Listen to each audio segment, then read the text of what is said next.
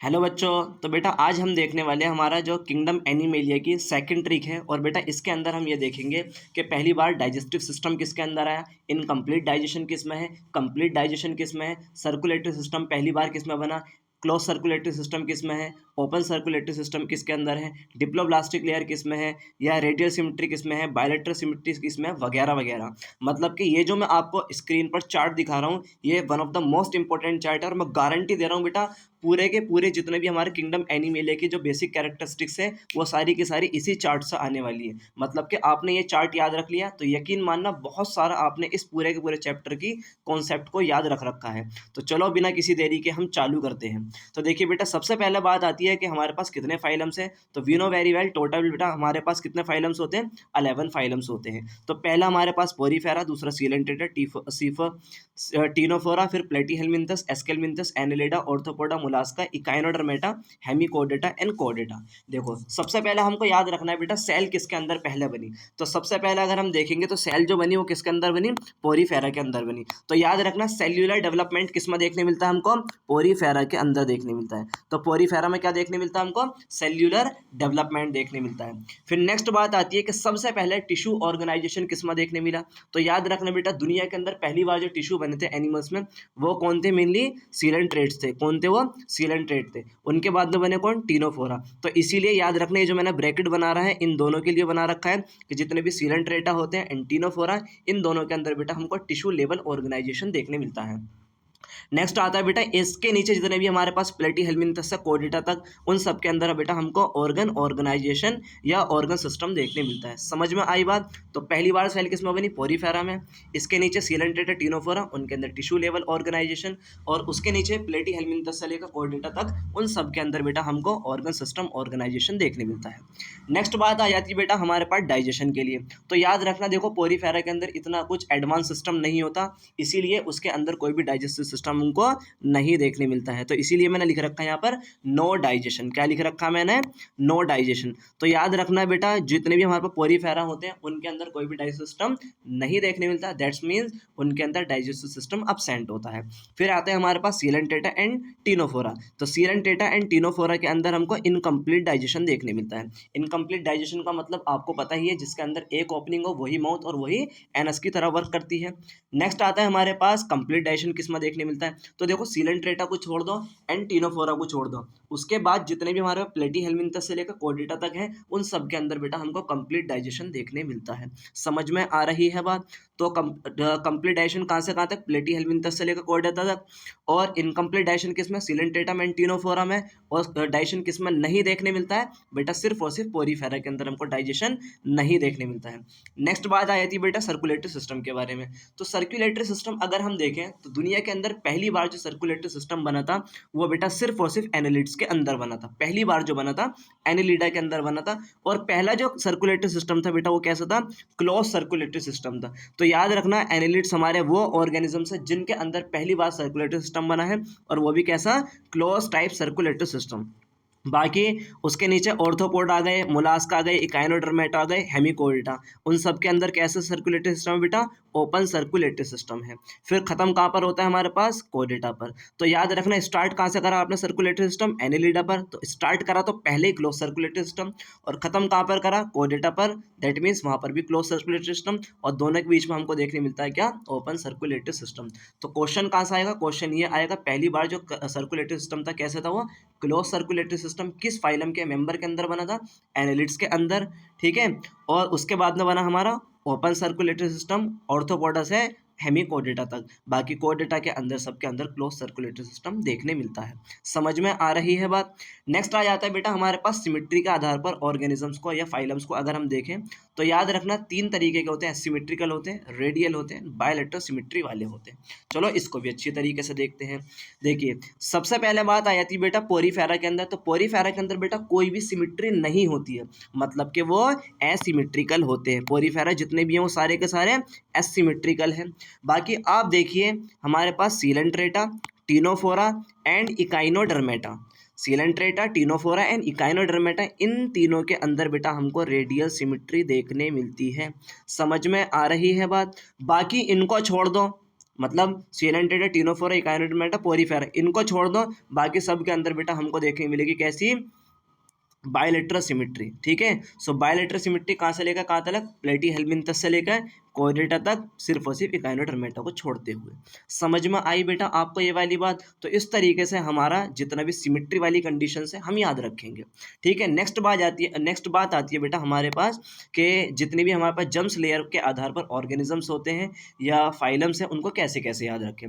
तो देखो आप देखिए, जितने भी हमारे पास फाइलम्स है, टोटल 11 फाइलम्स है, तो 11 के 11 फाइलम में से सी स्टार्टिंग में किस किस में आ रहा है, तो सीलेंटेटा हमारा है, टीनोफोरा हमारा है, कोर्डेटा हमारा। तो कोर्डेटा को तो छोड़ दो, बाकी इसके अलावा देखो स्टार्टिंग के 10 में किस किस में आ रहा है, तो सीलेंटेटा हमारा एंड टीनोफोरा हमारा, सीलेंट्रेटा में एंड टीनोफोरा में। तो इसी तरीके से हमको याद रखना है, सीलेंट्रेटा एंड टीनोफोरा में सी आ रहा है, एंड सी के बाद क्या आता है, डी आता है। क्या आता है, डी। तो याद रखना सीलेंट्रेटा एंड टीनोफोरा, इन दोनों के अंदर बेटा हमको डिप्लोब्लास्टिक कंडीशन देखने मिलती है।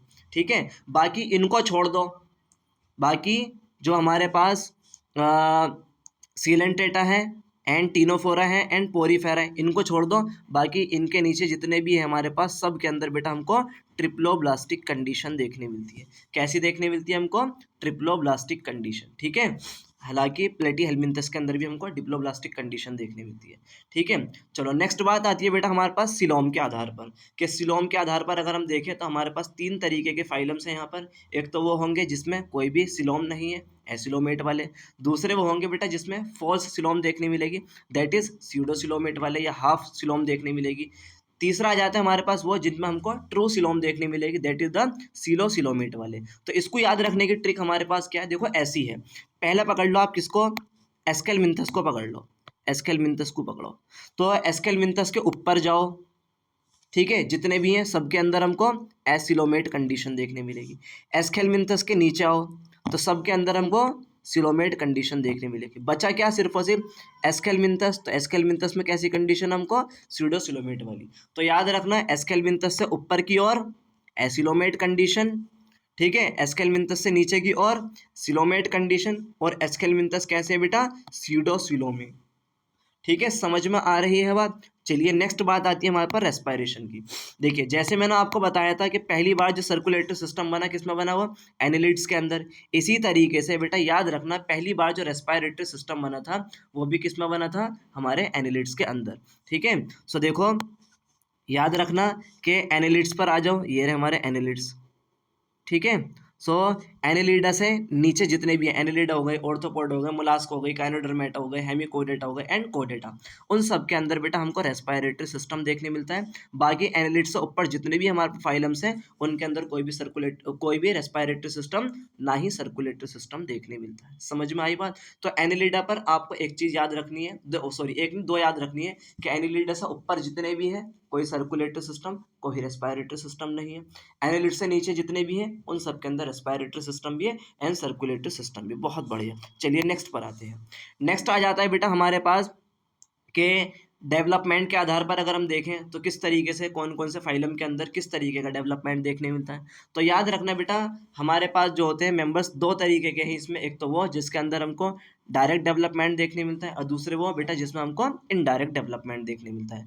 तो अगर हम देखें कि किसके अंदर हमको इनडायरेक्ट डेवलपमेंट देखने मिलता है और किसमें हमको डायरेक्ट डेवलपमेंट देखने मिलता है, तो याद रखना बेटा प्लेटी हेल्मिंथस से ऊपर जितने भी हैं, जैसे प्लेटी हेल्मिंथस हो गया, टीनोफोरा हो गया, सीलेंट्रेटा हो गया, पोरीफेरा, उन सब के अंदर हमको इनडायरेक्ट डेवलपमेंट देखने मिलता है। कैसा देखने मिलता है, इनडायरेक्ट डेवलपमेंट देखने मिलता है।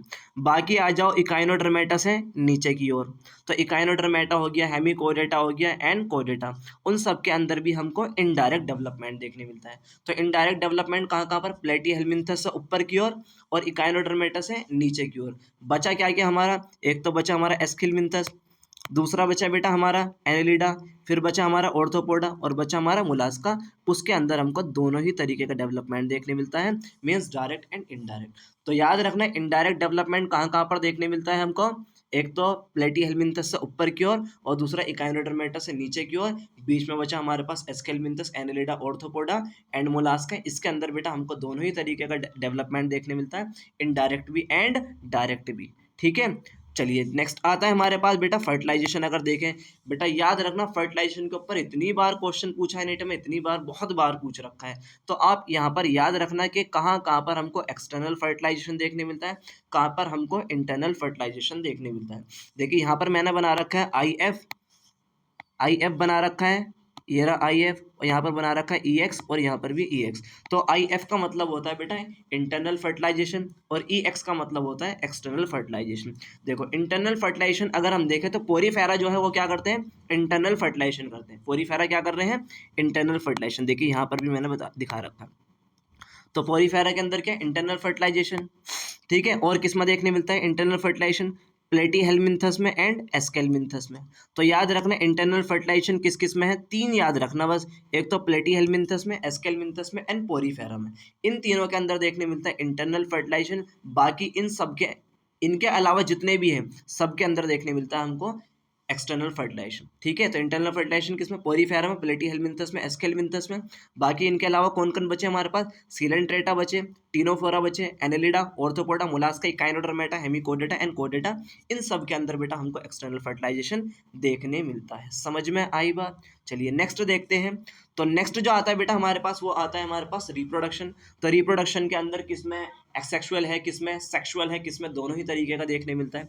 तो यहाँ पर भी आपको इसी तरीके से याद रखना है जैसे हमने फर्टिलाइजेशन के अंदर याद रखा, कि देखो बस आपको याद रखना है कि दोनों ही तरीके का, ए सेक्सुअल वाला भी एंड सेक्सुअल वाला भी कहाँ कहाँ मिलता है। तो याद रखना बेटा कि जो हमारे पास सीलेंट्रेटा एंड पोरीफेरा है, सीलेंट्रेटा एंड पोरीफेरा है, उसके अंदर हमको देखने मिलता है कौन सा, ए सेक्सुअल भी एंड सेक्सुअल भी। बाकी हमारे पास आता है प्लेटीहेल्मिन्थस, कौन सा, प्लेटीहेल्मिन्थस। तो प्लेटीहेल्मिन्थस में भी हमको कौन कौन सा देखने मिलता है, ए सेक्सुअल एंड सेक्सुअल। तो ए सेक्सुअल एंड सेक्सुअल दोनों ही तरीके का फर्टिलाइजेशन कहाँ कहाँ देखने मिलता है, पोरीफेरा, सीलेंट्रेटा एंड प्लेटीहेल्मिन्थस में। बाकी बचा कौन कौन, टीनोफोरा बचा, Aschelminthes, Annelida, Arthropoda, Mollusca, Echinodermata, Hemichordata, कोडेटा। इन सब के अंदर देखने मिलता है बेटा हमको सेक्सुअल, ठीक है। तो ट्रिक क्या है, ट्रिक ये है कि पोरीफेरा, सीलेंट्रेटा एंड प्लेटीहेल्मिन्थस, इन तीनों के अंदर देखने मिलेगा हमको दोनों ही तरीके का फर्टिलाइजेशन।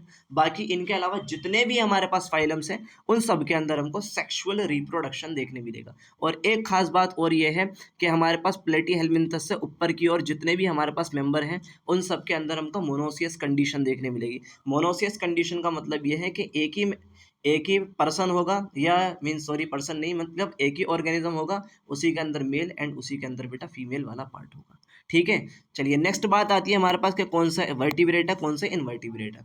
तो याद रखना जितने भी हमारे पास कोडेटा होते हैं, जितने भी हमारे पास कोडेटा है वो सारे के सारे हमारे क्या हैं, वर्टिब्रेटा है।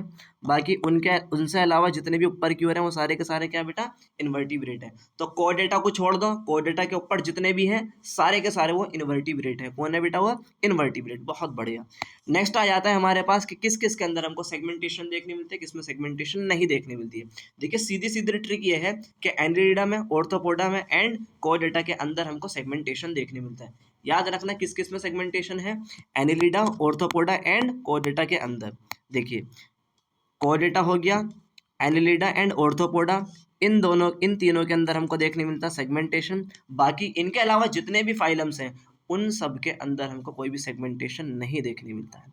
समझ में आई बेटा बात। तो बेटा आप अच्छी तरीके से इसको देखो, अगर कुछ भी, अगर आपको डाउट है, मतलब कि अगर इसमें कुछ भी चीज़ आपको नहीं समझ में आ रही तो एक बार आप कमेंट कर देना, मैं उसका अच्छे तरीके से आपको आंसर जरूर दूंगा, ठीक है। और बेटा मैं ये जो मेरे पास स्लाइड है, जो मैंने चार्ट बनाया है, इसका मैं डिस्क्रिप्शन में पीडीएफ का लिंक दे दूंगा, वहाँ से आप पीडीएफ को डाउनलोड कर लेना। और बेटा एक और बात कि अगर आपको लेक्चर अच्छे लग रहे हैं तो प्लीज़ कमेंट में ज़रूर बता दीजिएगा, क्योंकि उससे हमको थोड़ा सा हेल्प मिलती है कि कोशिश करते हैं फिर उनके नेक्स्ट हमको वीडियो बनानी है, ठीक है। तो पढ़ते रहिए, मेहनत करते रहिए। All the very best.